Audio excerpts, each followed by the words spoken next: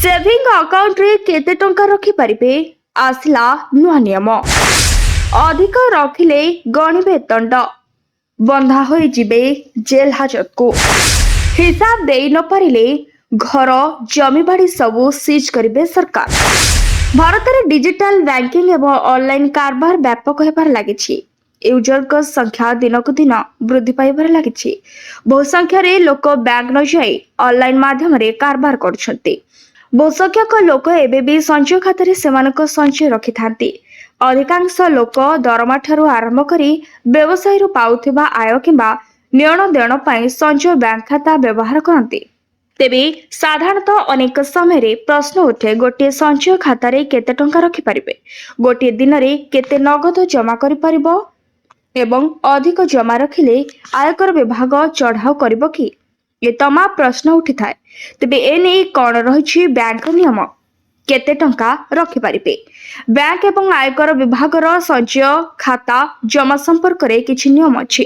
साधारण व्यक्ति पई कोनोसी सर्वाधिक सीमा स्थिर नथिले मध्य नगद जमा पई किछि सीमा एवं नियम रहिछि। ए नियम गुडी को पालन न कले आयकर विभाग ट्रैक करि पारे। साधारणतः संचय खातारे टंका जमा करबा पई कोनोसी सीमा नाही। आपण आपणकर आवश्यकता एवं आय आधार जे कोनोसी परिमाणर टंका आपणक खातारे रखि पारिबे। तथापि विभिन्न बैंक सेमानकर निजस्व नियम आधार किछि शर्त लागू करछन्ति। यदि अकाउंट रे जमा होतबा राशि आपणक घोषित आय किंबा आर्थिक कारबार हिसाब थाए तेबे कोनोसी समस्या नाही।